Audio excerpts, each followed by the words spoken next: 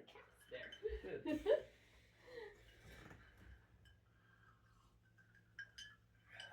And there goes that one. Ah! Welcome back to Shunned for Good Reason. I'm Anna. And I'm Tess. And Tess finally finished her internship. Ah!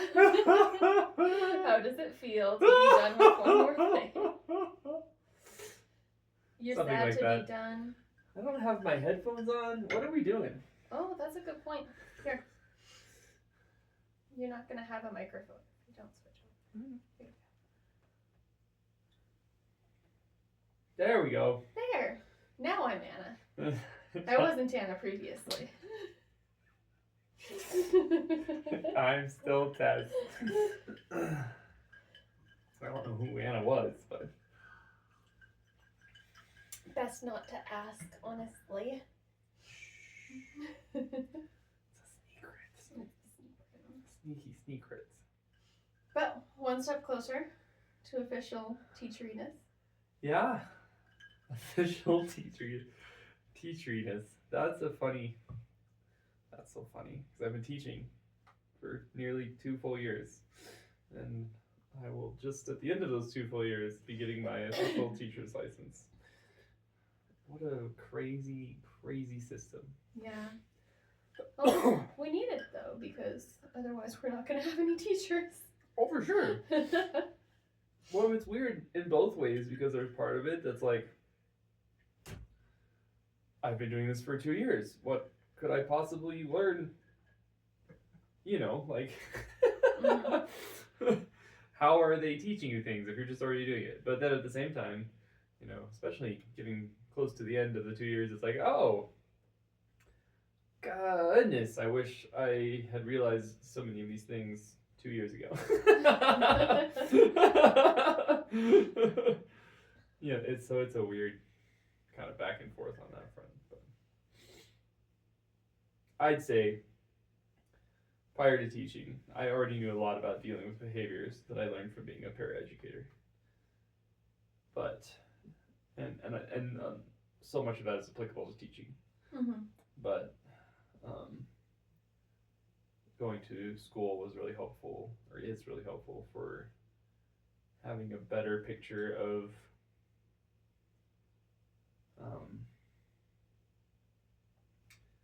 learning systems to teach kids how to read, how to write, how to, you know, really, and getting, you know, so you're not reinventing the wheel all the time. School's really good for that. Yeah. So when will you be finished with the full licensure program then? Well, if all goes well, I'll have a southern accent all of a sudden. All goes well. If all goes well, it'll Lord be willing and the creek don't rise. It'll be the end of May. The end of May. Yeah, I should be done by the end of the school year. Exciting. For sure. You're gonna love the topic. Oh we have no! For today. That makes me nervous. We are starting a new series. And you will... And it's going to be split into 2 portions. Where are we now and how did we get here? Where are we now is going to examine Christianity, religion, deconstruction, etc. Where are we as a country, as a religion, as a deconstructed group of people at this point in time? And then hang on, I need more whiskey. You're going to need more whiskey. And then the how did we get here is going to explore some of the things specifically in American history that have led to our current point. So this first one is one of the where are we now portions. And we're going to be talking about education. We are? Specifically, I would like to read to you a portion of Psalm 33. Oh dear God. Verse 12. Which says, "Blessed is the nation whose God is the Lord." Which is the theme verse of my old homeschool history curriculum. Yeah, because we had theme verses. Yes, I we did had too. theme verses. I don't remember any of mine, but of homeschool curriculums. And since we were both homeschooled, we were both exposed to the Christian nationalism that is an imperative in the history curriculum of these homeschool groups. yeah. And a lot of them use different things. Primarily, my mother was actually also homeschooled, and she went to a church school that used homeschool curriculum. And they used the IBLP ACE ones, Institute of Basic Life Principles. It's the same one that the Duggars use, if you're familiar with TLC. And it comes in these little pamphlets that you give to the children. The children fill out the pamphlet, and that's the whole thing. And my mother wanted something a little bit more academically rigorous for myself and my brothers, so we were primarily raised on the Abeka curriculum, which comes out of Pensacola Christian College. And we'll go a little bit more into both of those eventually, but first, what curriculum did you use? The best and first question that anybody gets at a homeschool convention. We didn't use Abeka. I think because we were more charismatic. My parents were more charismatic. Mm-hmm.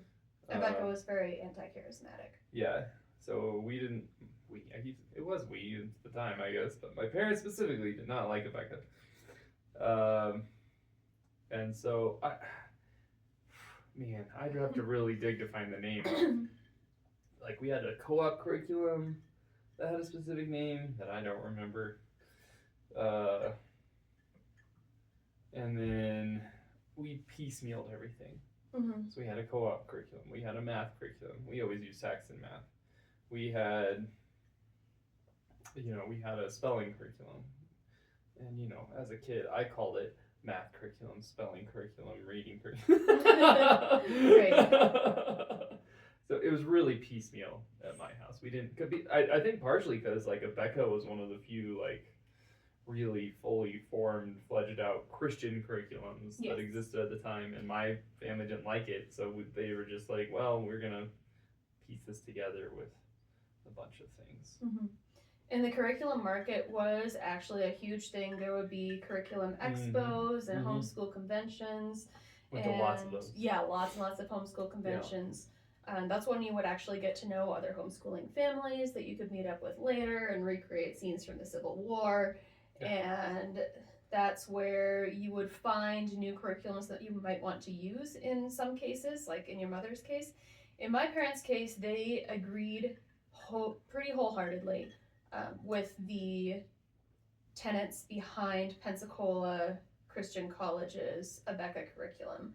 Yeah. So we were a full Abeka family, which meant that every single book that we got for homeschool from kindergarten through 12th grade was through them. And then once my mother started not having time to do full lesson planning, which for my older brother was 9th grade and for me was 7th grade, which was the same year, we actually got there were VHSs at first and then DVDs of the Abeka Academy or Pensacola Christian Academy teachers teaching live classes that they would record and then they would send to us in batches. So you would have your video for Bible, your video for geography, your video for history, your video for science, what they called science at the time. Well, and I think, for people who maybe don't know, or it's not that they wouldn't know, it's just you didn't live it. Mm-hmm. That's what you learn, right? You're doing school at home. The information you get is from whatever curriculum your family found and vetted, and then not only would they vet it. In my case, I know my family would vet it more lesson by lesson, right? Mm-hmm. We're not going to talk about this, we're not going to talk about that, right? If it didn't fit into their specific worldview or idea of how things worked, you would get a direct parental vetting of every lesson that you received. And obviously some things were more vetted than others. I don't think my parents spent hardly any time at all vetting the spelling curriculum because it was just spelling, right? Like, and the math curriculum, not a big deal. When it comes to science and history, science and Bible, history, those are the big yeah. portions. Yeah. Because we did have dedicated Bible curriculum. It was just another subject tacked onto what we had as far, in addition to the reading, rotten, and arithmetic that they wanted us to learn. And that meant that every single piece of information that was able to make it into your mind was vetted by your parents and gate kept by them. Yep. So, a survey found roughly 30% of Americans qualify as Christian nationalist sympathizers or adherents. 33? 30% of 30. all Americans, 53% of all Republicans. That sounds low. It's very low. Republicans. It's a very conservative study. Right. Okay. But the idea behind Christian nationalism, which was a huge proponent of the homeschool curriculums that we were given, was that America is a Christian nation. Was that study self-identified? Christian nationalist? Oh, see, that's exactly. a big difference. Yeah. Not everybody calls it that. And anyway. I can link that in the show notes if anybody's interested. But that is a lot of those, especially the Abeka and the ACE and probably whatever your parents were getting, was directly based on Manifest Destiny. And America is the Christian nation. America is first. Well, and like, even if we didn't have a curriculum that said that, that's what they were talking about. Right. That's how they saw history. That's how they presented it. Right. Like I said, no matter what the curriculum was, they vetted it. So however they presented it, it was based in that context. Right. Well, and the destiny of America as a country was directly tied to how you interpret the Bible. Oh, yeah. Because God proclaimed that America was his nation, and the view that we were given was that's why America exists in the first place, is because God told his adherents to come to America and make a Christian nation that would be the place for Bible-believing Christians to go. Yeah, and that was always super fuzzy for me, because, like, Israel was the chosen nation in the Bible, right? And so, and we're not Israel, no matter how you slice it. The United States of America is not Israel, right? Like, I even as a kid, I had a hard time, like, trying to navigate how this was presented, because it was so often talked about, and nobody would say this directly, right? It was always very, like, subtle hints, and just kind of, because nobody would directly say the United States is God chosen people, right? Because that's Israel, and you can't say that, and it's very clear in the Bible, and yada yada yada, right? You can't just say that, but they would insinuate it. Let me read you a workbook question that I dug up from Abeka. Jeez. Question: what city was the golden city of the Old Testament used to teach us about the glory of heaven and the destiny of our nation? Jerusalem. Yes. 100%. Jerusalem was a foil, which we were meant to emulate. Eventually we would return to Jerusalem. We can see a lot of how Christian nationalism actually plays into the support of Israel above all else at this point, but we're not getting into that this time. We're specifically going Christian nationalism for America. So, because obedience to God and obedience to the Bible meant obedience to your country above all else. And you never disrespect the president, and you choose the president that aligns with the goals of the party that are the closest to your interpretation of the Bible, which meant you can never be a Democrat, essentially. Oh, for sure. Well, and as I got older, I started to, like, realize that, like, the way they were interpreting it was that we were part of the church, right? And so if you were part of the church, you received all of the blessings that the Bible talked about for Israel. Exactly. Right? And part of being in the church is everything you just said. Mhm. That was, it was very tied to the country and who you voted for, and you know, because we were, that cultural acceptance thing. yeah, But the whole thing was there's an Old Testament and a New Testament. So God made a lot of promises to Israel in the Old Testament, and he changed in the New Testament to be less aligned with the country and more aligned with whoever followed him directly.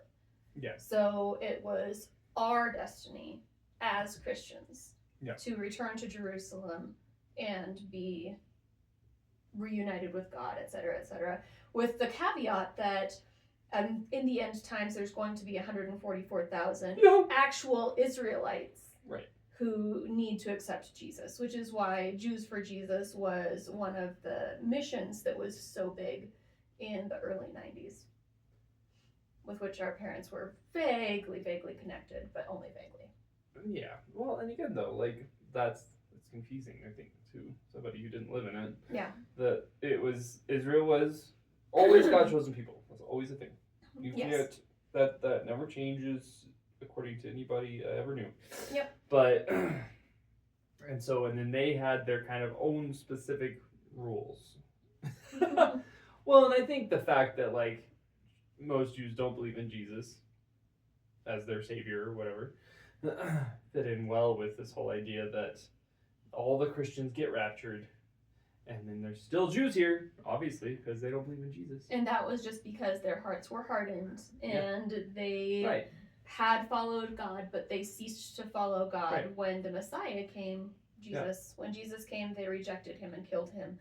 Yeah. And we still need to save them, because otherwise the rapture can't come. But they're also not part of God's plan anymore, because God switched over to the Christian church as soon as Jesus was killed. Essentially. Yeah, to the people who follow Jesus, the Christian church. And yeah, again, I feel like it's all probably very bizarre sounding if you didn't grow up with it. Like it's so, but I guess like to try and like, you know, explain it simply to people who didn't grow up with it. You know, you have Israel in the Old Testament. Jesus comes. The Israelites rejected Jesus by killing him. Yep. Right? That's just the generally assumed narrative there.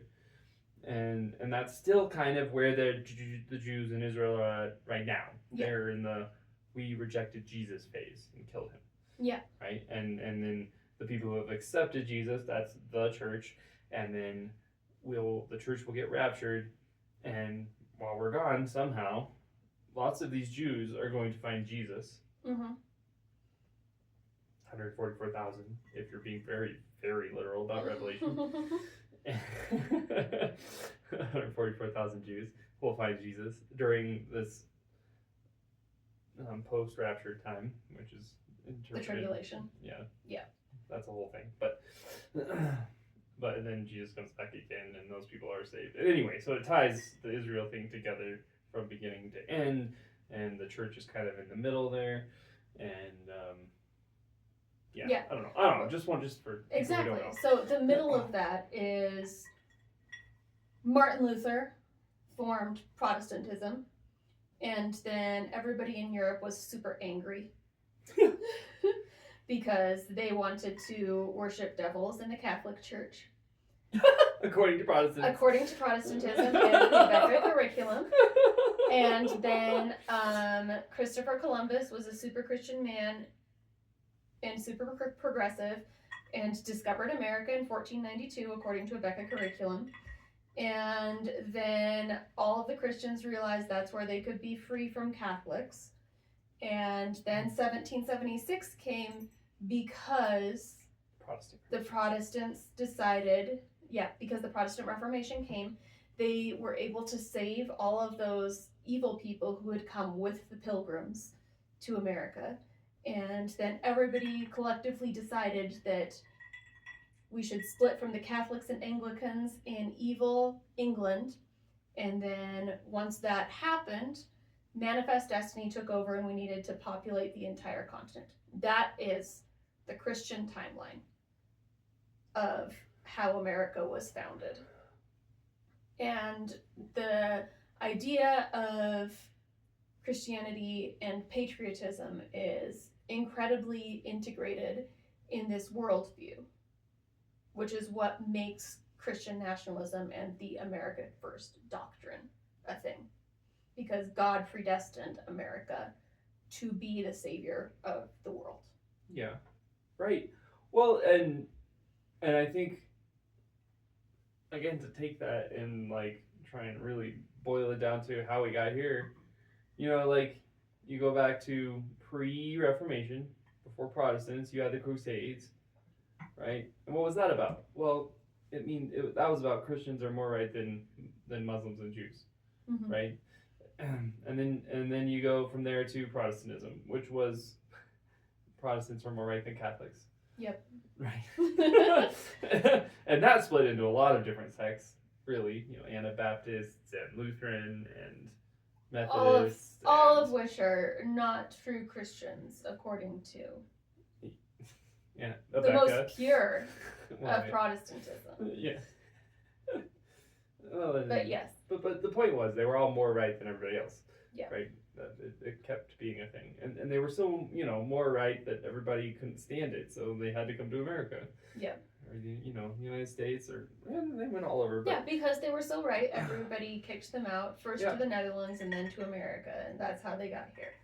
And Satan tried to keep them from getting here by capsizing ships and disease, and essentially denying visas, and or the 1700s or 1600s equivalent of denying visas. But they managed to do it, and they stepped forth onto Plymouth Rock. Right. And with the first step, God shone his light down upon them, and they prayed, God, please bring us into this nation in the best way possible. And it was God's will, obviously, that they do all of this. Well, and that's where you get manifest destiny, right? Exactly. Like, God brought us here, and then, like, you can see how that carries forward. He's going to pave the way. Yes. For this to be our place. It was a narrative that flowed. Yep. And they ran with it. I mean, we tend to do that as humans. Run with the narrative we got. We do. And I'm going to give you some of the narrative that I got from Rebecca. Hitler hated Jews and Christians equally. Fascism and socialism are the same thing. And Italy and Germany were Axis powers together, so obviously that's true. And fascism and socialism only existed because Germany and Italy were spiritually blind because of Satan. Also... We're really jumping ahead in history now. Oh, we're jumping ahead, but we're going to go back and forth just a little bit. Africa is always referred to as the Dark Continent in history books up through high school in Rebecca. And it was unexplored and unimportant before colonization by Europeans. George Washington said, it is impossible to govern the world without God and the Bible. Also, and I don't remember that one, but... Yeah, because it's not true. George Washington did not say that. Fascism and socialism are not the same thing, by the way. Also, as we will talk about in our next episode, Africa was not just a dark continent until white people discovered it. It also says that God used the Trail of Tears to bring Cherokee to Christ. Yeah. Which was a huge one. God willed that we take children from their families and send them to boarding school so that they would be able to know Christ better, and they were all grateful for that, and it kept them from becoming alcoholics, and that was all a good thing. And my grandparents were such proponents of this idea that is why my father and his siblings ended up going to boarding school, because they wanted to prove how good boarding school is. That backfired, but that is not my story to tell. Also, here is a quote. During the 1920s, the Ku Klux Klan movement spread throughout the South, Midwest, and Far West. By 1923, it boasted a membership of 5 million. Whenever Klansmen felt the law was slack or slow, they took the law into their own hands, denying due process of our legal system. It states in a BECA curriculum that the KKK treated white and black criminals exactly the same, and they are presented as renegade heroes, essentially, in this history curriculum, because when the law wasn't catching up, the Ku Klux Klan stepped in and were able to make sure that everyone was dealt with fairly and appropriately, white and black alike. Right. They also deny that the Great Depression ever happened. Wait, what? Yep. Here's a quote. Some people wanted to create an imaginary crisis in order to move the country towards socialism. During the Great Depression, most people had enough money for daily needs as well as for some entertainment. Liberal politicians called for government relief and job programs, and this is all associated with like the flapper movement and that sort of thing. They said that socialism relies on people drinking alcohol, and that when they started taking away alcohol, that's when all the liberals got angry and manufactured the Great Depression. Okay, hang on. What? Can I say something? Yeah. Because I'm having a hard time.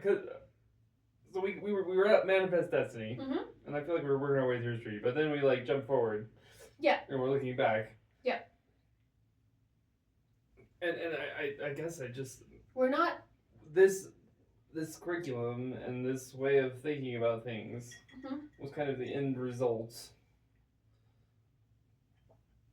of this thought process. Yeah. That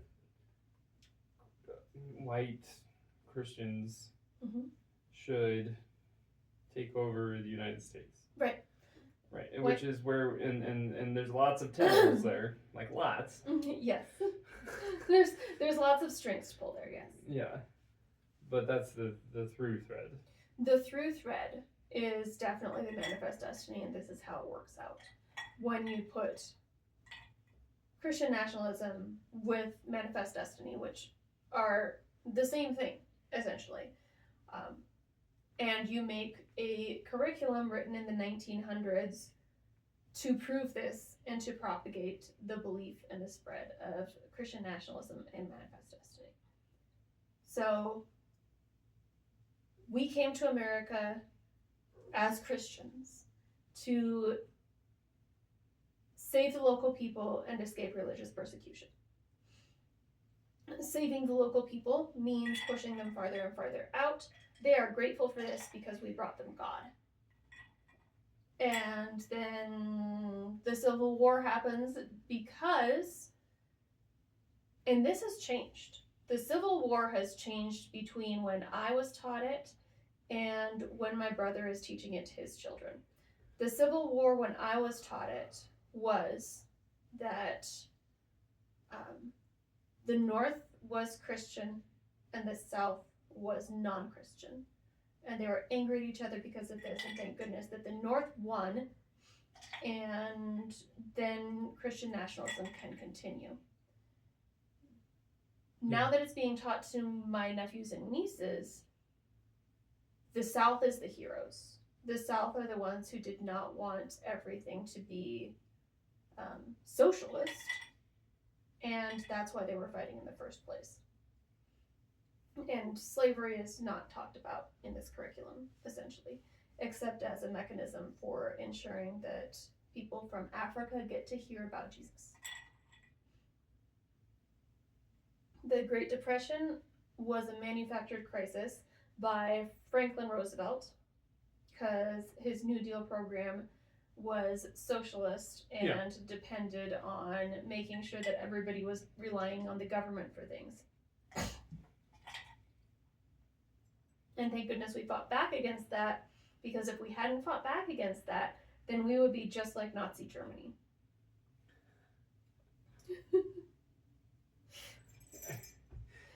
I think it's hard because it's so nonsensical. Yes.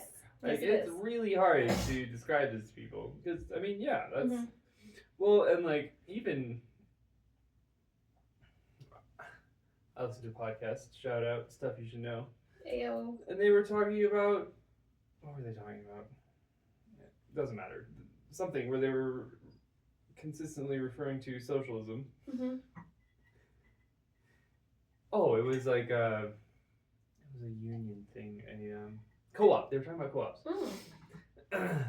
But like even at the beginning of the episode, they're like, "Oh yeah, how much are we gonna talk about the S word?" Right? Like they were Yeah. even like tentative to talk about socialism in this, very far removed from Abeka, just to be clear. Right. Podcast, but we've tied it to so many negative things. Well, and in fairness, it tied itself to some negative things. Yes. Related or unrelated, and but like and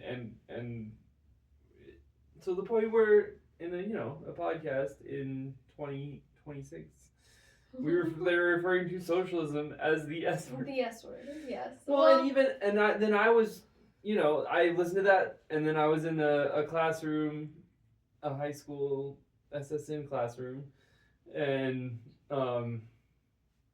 just the idea of paying taxes and having social programs came up. Mm-hmm. Well, and having universal health care, that was the topic. Yeah. Came up, and how Europe, this old German lady was talking about there's universal health care in Germany, and very positive about it, right? Like, yeah. They have it there, and I'm like, I decided just to see what would happen. I'm like, yeah, it's like we just threw socialism out the window, and she immediately, oh well, it's not necessarily socialism. Exactly, it's a bad word in a lot of people's cases. Yeah. So in Abeka history, World War II was God's plan. So free enterprise could prevail over socialism and Marxism and fascism, which are all the same thing. All the same to them. So that's why World War II happened, and that's why America won. And it's not that the Allied powers won; it's that America won World War II. Yeah. Because the way it was told God told them to. Pretty much. So that they could make sure that capitalism was the thing. Yeah. So when you look at if you look at very people pro-capitalism, like Karl Marx, people and Darwin and Freud are all like mixed into any sort of scientific explanation for things or psychological explanation for things. Economic explanation. Except for capitalism. It's all lumped into the same idea. And here's a quote. But Satan countered the spiritual influences in America by raising up false anti-biblical philosophies that would eventually erode our Christian heritage.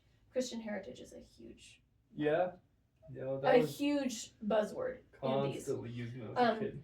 Satan hatched the ideas of modernism, or religious liberalism, evolution, Marxism, socialism, or communism. And they used communism because a lot of it was pioneered in the 80s and they were really anti-USSR. Progressive education and modern psychology in the latter half of the 19th century.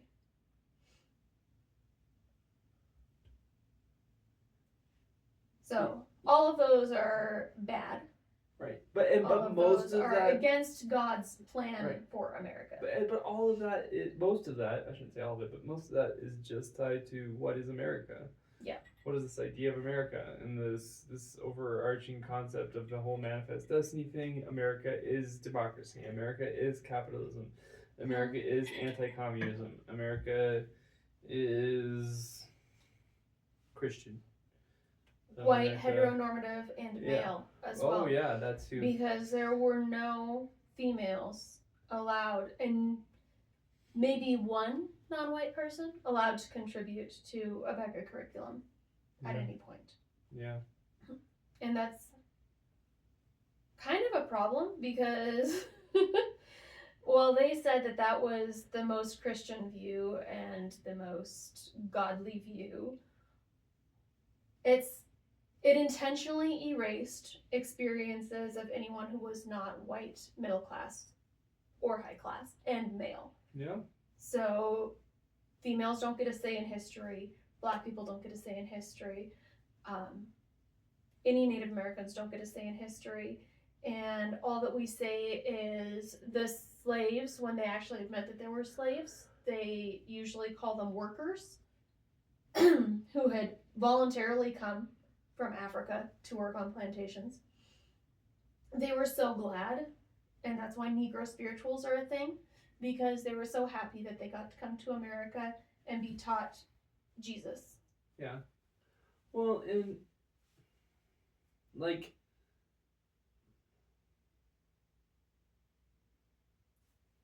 what am I trying to say? Like, that was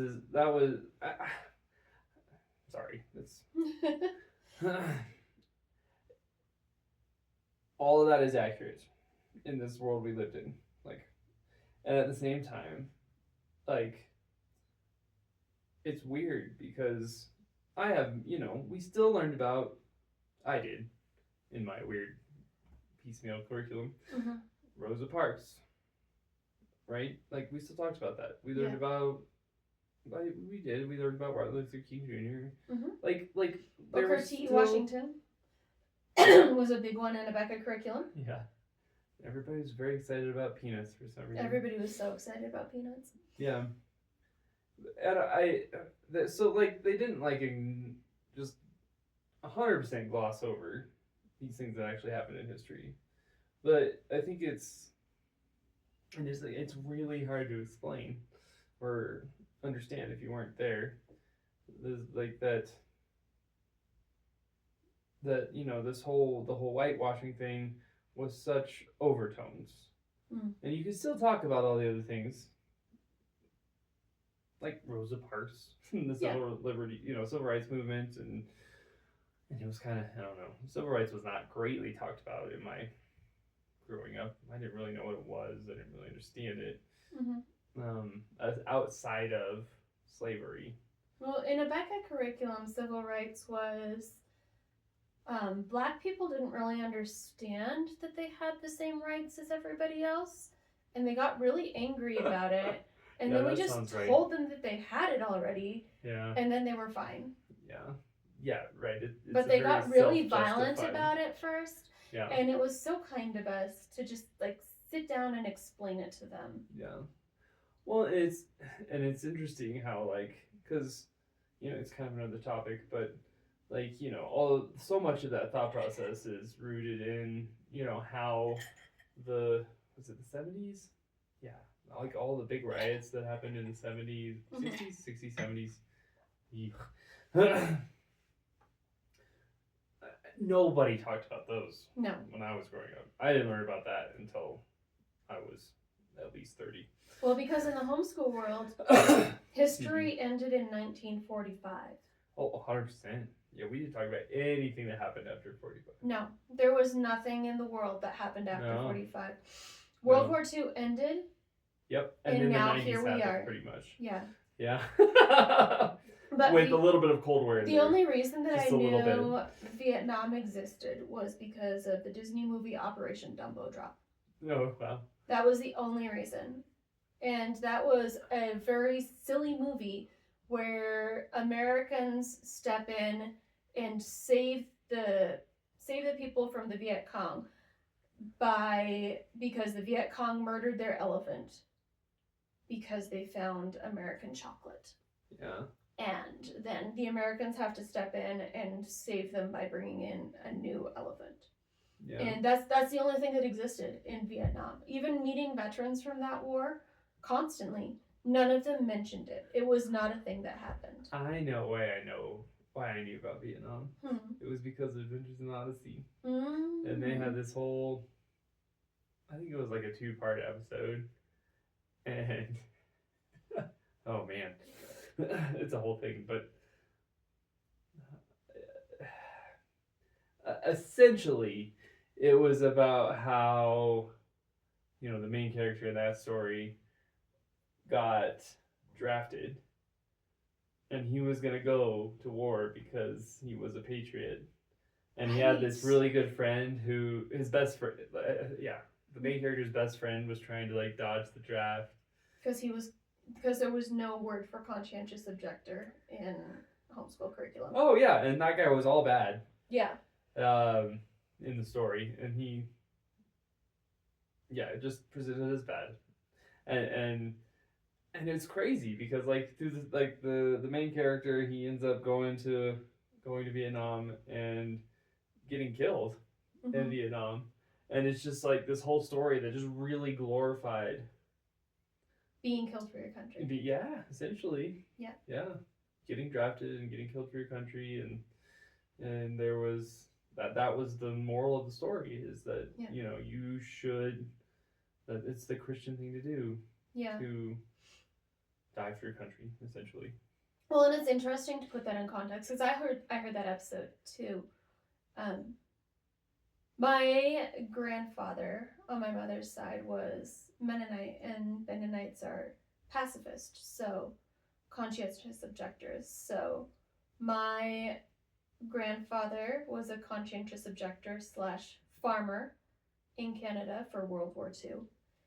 And it was always a huge deal to my mother, like a point of shame, that her father had abstained from war of any sort. Mm-hmm. Which I found very interesting, because half of my heritage was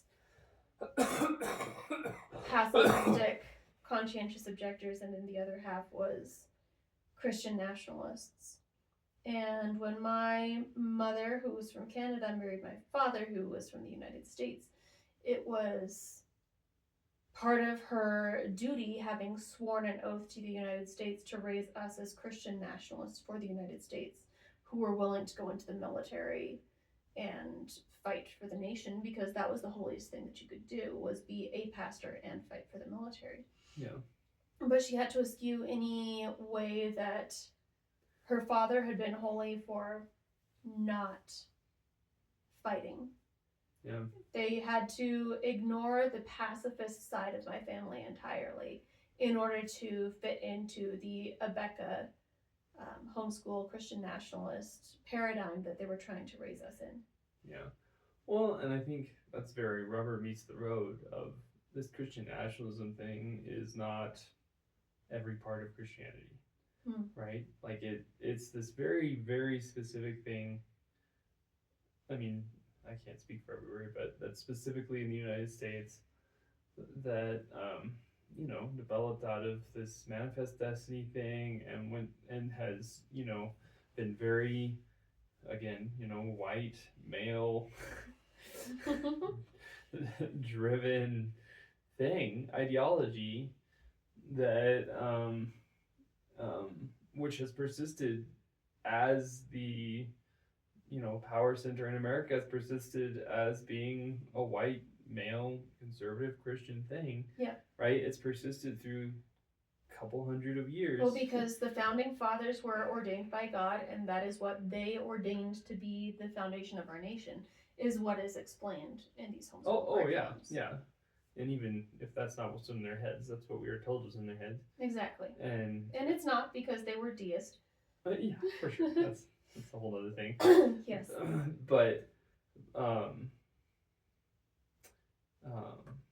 yeah, they're painted as Christian nationalists by especially evangelical Christians these days. And it's very, it's its own brand of Christianity, right? It's its own brand of believing. It's pulled from this very specific view of history, and it flies in the face of, well, I mean, reality for starters, but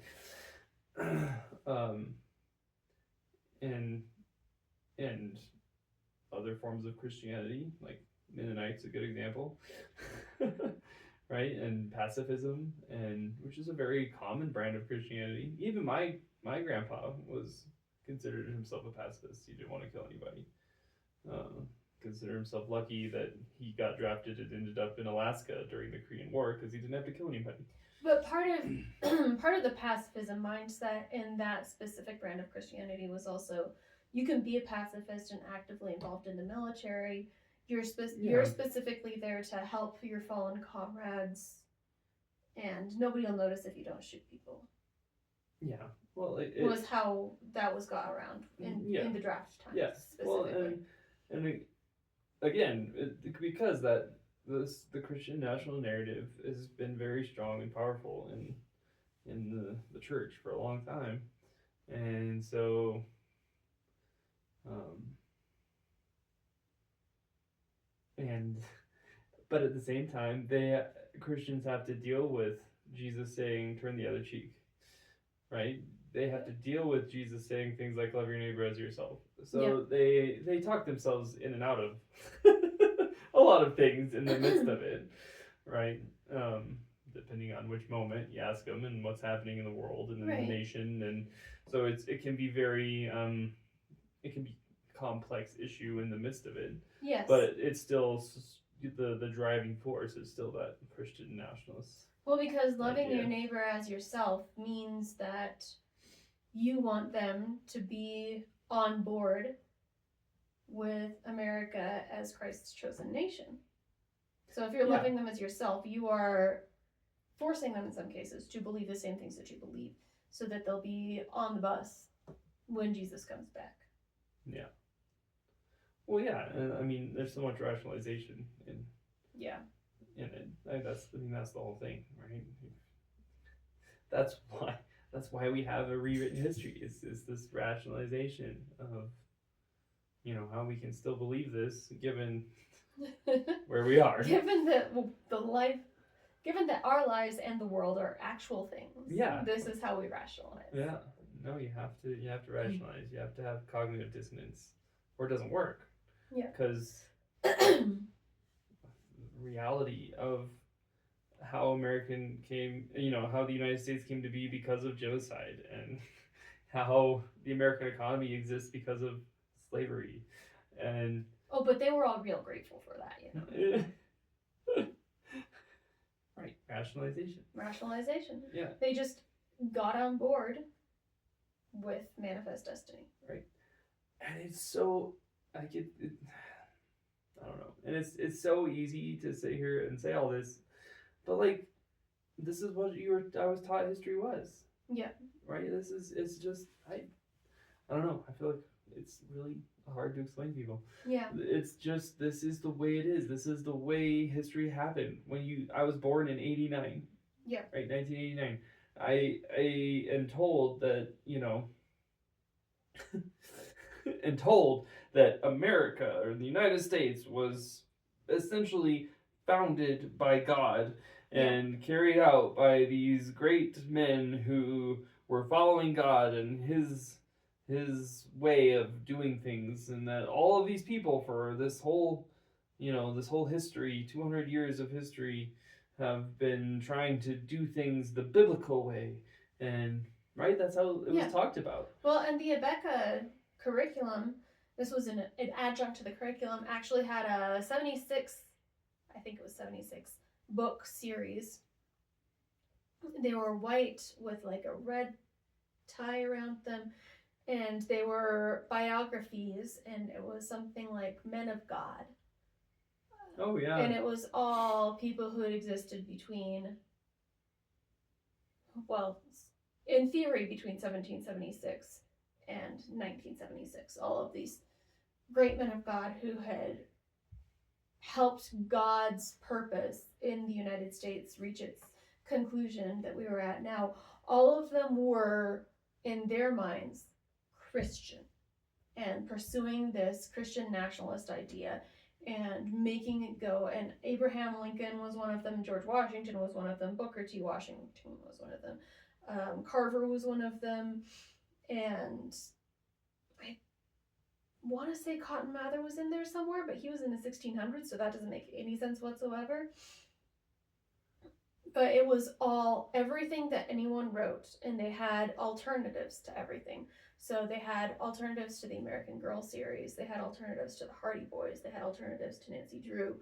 They always had their own group of books that you could order that were okay and pre-vetted by the homeschool curriculum people that you trusted, that would further these ideas and these concepts and would not accidentally introduce socialism or Marxism or communism or anything like that into your children. These were the safe ones. They even had globes that were specific to the curriculum because they would call things the right names. I don't even remember what the right names were. I assumed Gulf of America would be one of them at this point. Oh, geez. Yeah. But I guess, I mean, the picture we're trying to paint is just that it's a worldview that's very insulatory and is willing to repaint history to make itself look good. Yeah. Right. That's the whole thing. Like, Christian nationalism is a belief system that says, God is good. God had this plan for America to exist, essentially, and America followed this plan. And however it went, right, doesn't really matter. Right? It's not like they just always erase everything, but it doesn't matter what happened because it's always been God's plan. And if you're, if you're following Jesus and believing in God, then you're going to,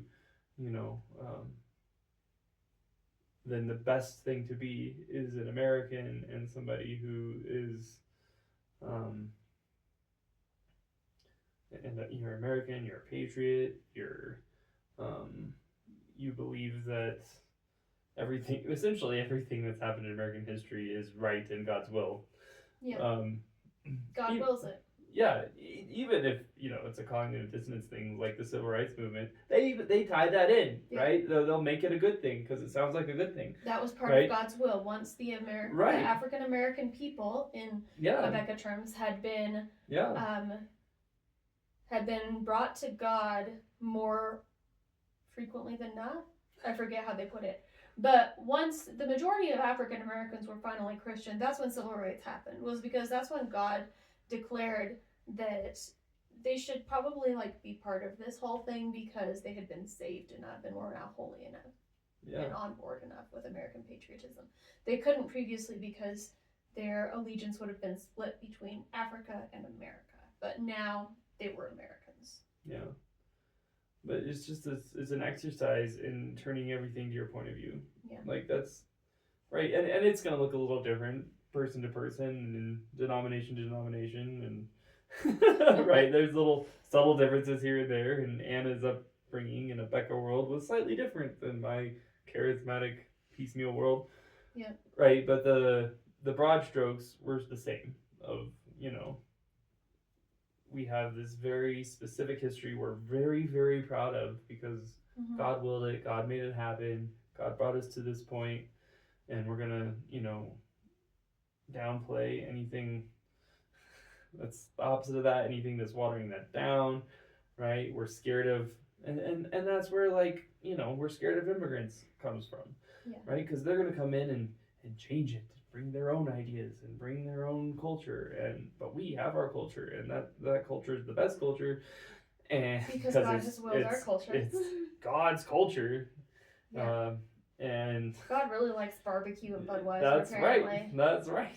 I've never tried a Budweiser. Gonna be straight up honest with you. I did once. It wasn't bad. It was better than I thought it was gonna be. Okay. Well, we should probably re-examine this then. God wills it.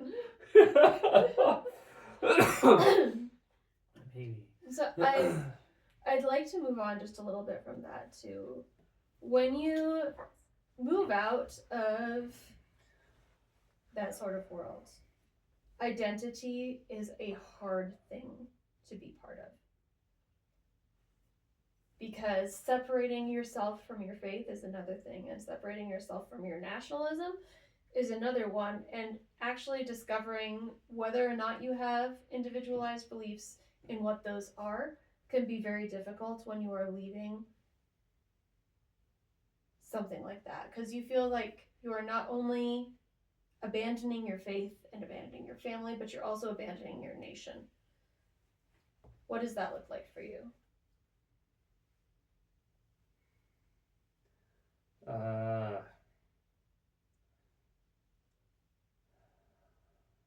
Does the country still equal the church? in your mind? Usually. I don't know. The best example I have is me trying to say the Pledge of Allegiance or not. Again, this week I was in a high school, different than my usual job, and they say the Pledge of Allegiance every morning during announcements. And it, as always, is the case, either with the Pledge of Allegiance or the national anthem, it's a struggle for me because I have a severe disconnect between who I am and how who I am is treated in this country, and um, and how what I believed about the country for most of my life was just so. I mean, whitewashed is the best term I can think of, which applies in more than one sense, but. And so growing up, it was an honor to say the Pledge of Allegiance, and I would, the national anthem would bring tears to my eyes, and it was this whole huge experience. Yeah, well, because God willed. Yeah, it was a lot like a everything worship. That you were. It was much like a worship service. Yeah. Right, like those two things were very tied together, because it was something that God had made and done, and I was a part of, and it was such a privilege to be born in God's nation within God's timing. Oh yeah, yeah. And be raised and by part of what parents. God's doing. Yeah. And it's a whole calling and lifestyle and you were history. Yeah. Well, and the missionary movement that we were part of was also huge into that, because these were American Christian missionaries going into all the world to spread the gospel and make it known to every nation as part of God's will as well. And you were spreading capitalism and Christianity and being American. Democracy. Yeah, exactly. Yeah. No, it all got tied together. Yeah. But then, we left the church, and a lot of the realities of our nation's history were made abundantly clear. Really fast. That was hard. Like really fast. Yeah. Like we kind of relearned history. Yeah. For a couple years there. As soon as you step out of that, you start realizing what things were as opposed to what you were told that they were, and that is a very, very steep, very difficult learning curve. Finding out that essentially everything you were told was not in every way a lie, but was biased in an incredibly problematic way. Yeah, hugely biased. Yeah. Yeah, and sometimes straight up lie. And sometimes it was a straight up lie. And so it was a huge learning curve of just stepping back and like it's not even like again, hard to explain, but just realize, like just that one moment of recollection of how, the essentially the creation of the United States of America was genocide, right? Like just that one realization is a huge realization, right? It's a somewhat devastating realization. A very devastating realization. Yeah. And then, and then you like tie that to, again, these are huge broad stroke things that don't require a great deal of study to figure out or understand. It's some of the first water balloons that hit you in the face as you're stepping out the door of Christianity. Yeah, it was, because it wasn't even that it wasn't talked about, it was just glossed over and made shiny, right, in such a way, and so you unshiny it, and it's like, wow, that's a whole different story from when you take away the manifest destiny, right? It's just, and as a belief system, right, you take that away and holy cow, it's just killing people because you want more land, right? And that's such a more tragic understanding of my history, right? And and same with slavery. Like I feel like the way Civil War was presented to me was that the South were the bad guys, and they had slaves, and we were the North in America, we didn't have slaves, and we didn't have slaves, and that's just how it was taught, and it, and then it all ended with Abraham Lincoln freeing the slaves, right? And we just, And this non-Christian was so angry that they shot him in the head. Yeah, right. Yeah, everything is made shiny so that the Christians are the good guys. Yeah. Right, but in Abeka, that's what I was taught when I was growing up. Yeah. What my brother is teaching in Abeka right now is the opposite. Oh, for sure. The South was for states' rights and capitalism and manifest destiny. Yeah. And slaves are totally beside the point. That wasn't a real thing, and nobody does that anymore. And nobody ever did, really.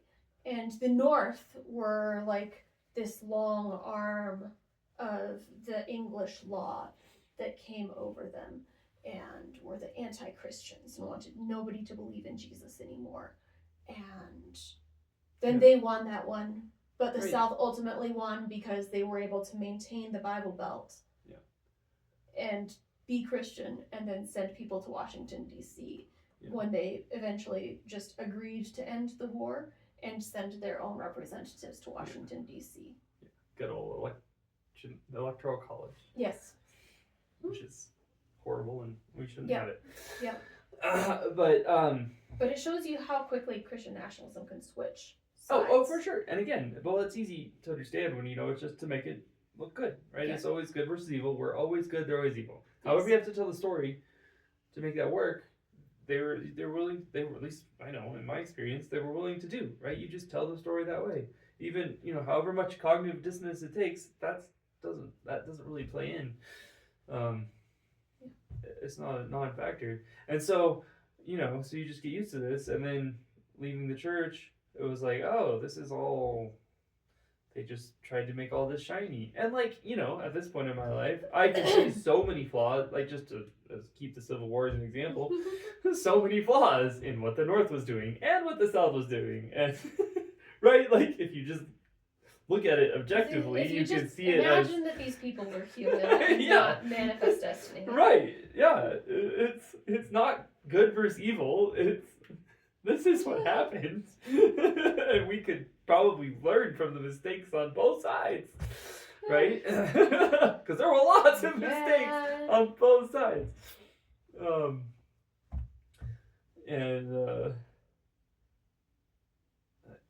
Because Abraham Lincoln was a huge manifest destiny guy. Yes. Right? Huge. The stuff he did in the West, nobody talks about. It was bad. The stuff Abraham Lincoln did west of the Mississippi, not good stuff. Right? But nobody ever talks about it because it's just the Civil War in North versus South. Yes. Right? Excuse me. But the point being, right, that I didn't just leave the church and switch my way of thinking to, the opposite of what I was taught. It was just stepping back and being like, oh, if we just unshiny this, it's just real. It's just a real thing that happened that, you can look at more objectively and not to try and support your narrative. Yeah. Of that's so, I guess that's really the point to me of what Christian nationalism, they have a narrative and everything has to support that narrative. And they can shift it, just a little here and there as time goes on, right? To try and make it shinier. Yeah. And it's always that. And to maintain their power. And support the North more than the South, or the South more than the North. Yeah, right. Civil War, whatever it is. Or whatever fits what's happening right now, just a little bit better to maintain power, to maintain this very specific Christian white male history and power. This vision that they have of an intellectual and spiritual purity that they are more capable of than anyone else. Yeah. Well, and which I think that probably is what lends to my struggle to this day with saying the Pledge of Allegiance. Yeah. Is because saying it was tying myself to that purity, that superiority, and that's not how I think of it now. That's I think that's wrong now to try and pretend like you're better than everybody if you have, you align your worldview with this very specific way of seeing it. And so much of and it was I was told, it's you say one nation under God because that's right. That's the way it is. That's the pure the manifest destiny. Manifest destiny. That's the spiritual thing to do. That's the Christian thing to do. That's the godly thing to do. You're acknowledging God and everything He's done for this country and through this country, and the country's kind of its own character. And you're carrying on the ideals of our Christian heritage, right? That's kind of your responsibility in that world. You have to carry on the ideals of our Christian heritage. Boy, did we mess that up. Oops. Yeah, we've done poorly on the carrying on the ideals of our Christian heritage. Yeah. Well, and it makes me sad because I know that there's so many people I know and love who are still stuck in that, and it's such a small worldview. Yeah. Like that's the other thing that I think I would want to communicate to people who consider themselves Christian nationalists or part of that world is it's such a small world, right?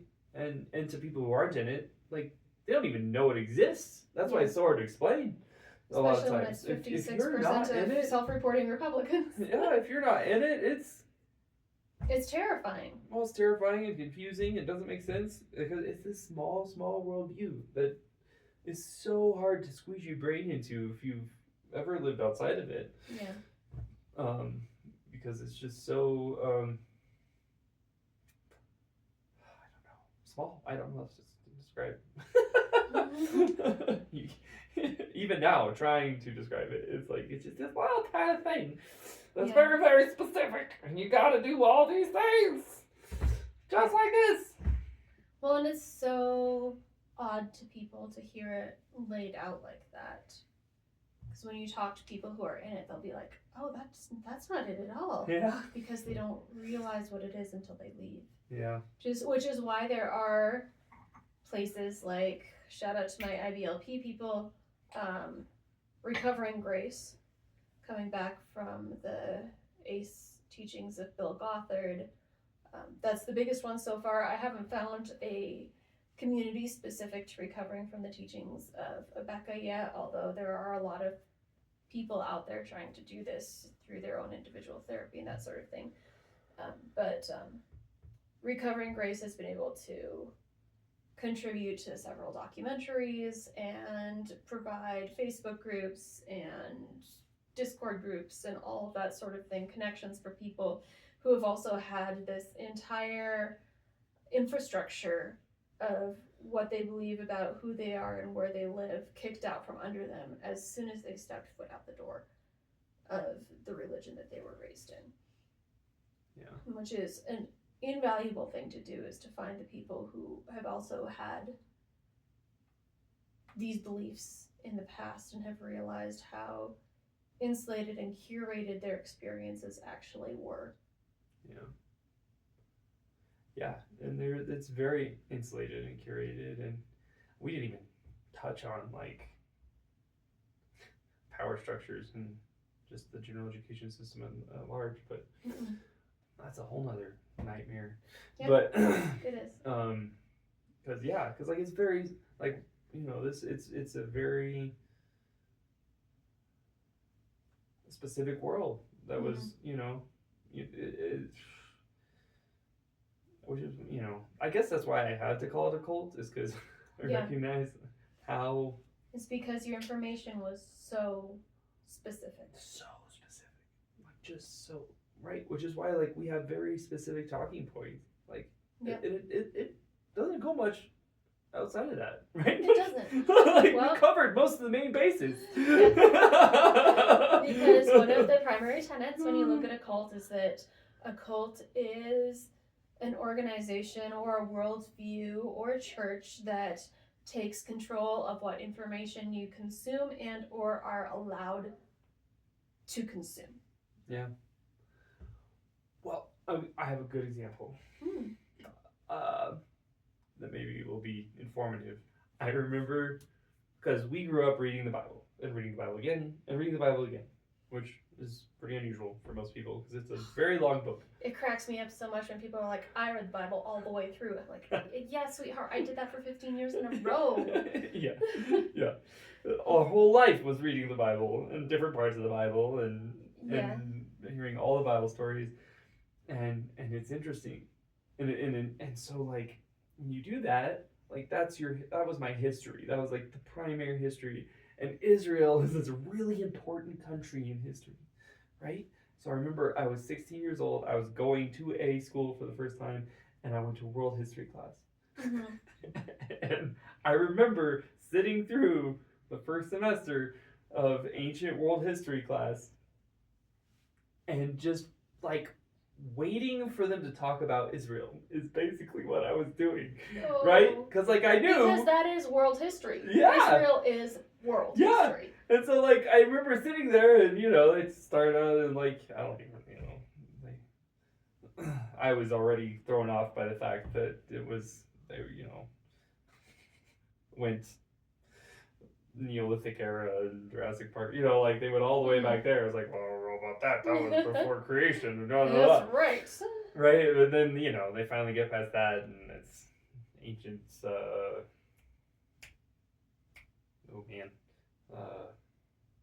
Sumeria, and then like Egypt, and I'm like, oh, Egypt, Israel's got to be coming up pretty quick here, right? Yeah. They talk about Egypt in the Bible, and yeah, well, obviously. I think, I don't remember exactly, it was a long time ago, but I think there might have been one day in one class where Israel was mentioned once. And I only noticed because I was waiting for it, right? If I hadn't been paying attention, I probably wouldn't have even noticed it was brought up. Like, it was a really brief side point, and I think we were talking about Persia. Was like the main the main topic of the class, right? It was like ancient Persia, and there was some reference to Israel and conquest. It was probably conquest of Israel. Finally, it's here. Yeah, but it wasn't actually Israel doing anything. I don't think. I think it was actually Persia taking it over, and it was kind of briefly mentioned, and that was it for the whole history class. Yeah. Right? It was just this little dotted blip in this whole semester long history class.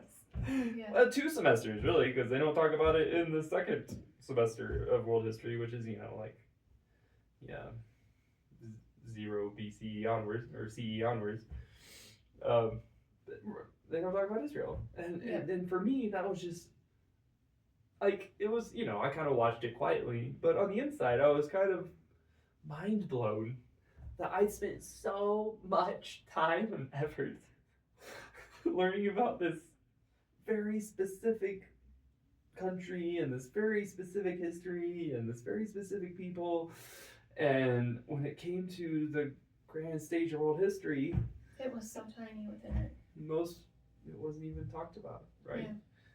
Which, I mean, I feel like that says a lot about, like, oh wow, you could really dive into all these different parts of history, really, which is fascinating, but that's another thing. But my takeaway, though, is just that, wow, my world is so small. I don't know anything about Persia. I don't know anything about Egypt, really. I don't know anything about China. I don't know right? Like, just these huge historical things that I just knew nothing about. Now, that took a lot longer to tell that story than I thought it would, but... Yeah. But it's a good story for giving perspective to what things are. And I got some of that perspective while I was doing the research for today, because it turns out the same person was in charge of editing the history books for IBLP's ACE curriculum and for Abeka for 20 years. One man was in charge of editing the history of this group of homeschool students for 20 years. And do you want to know what his historical references and background is and how he knew what all of this was? Oh, yeah. Here's his certification. BS in commercial writing from Pensacola Christian College Oh, no. in 1990. Yeah. This man shaped the world's view of myself, my brothers, and every single one of my nephews and nieces, and most of the people I grew up with. And he had never gotten a history degree. It sounds like the resume for everybody in government right Yeah. now.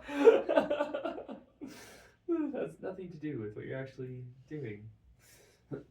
He edited such wonderful tomes as America, Land I Love. Good stuff. Good stuff. Yeah. No, it's a very... And that's where it comes from. One Christian nationalist asshole. Yeah. Because he was white and had a bachelor's in science in commercial writing from Pensacola Christian College back in 1990 was able to do this. Yeah. Highly vetted. Yeah. No, it's rough. Yep. I mean, I'm grateful they taught us how to read. Yeah, that one was good. I'm really glad they did that. They did that pretty well.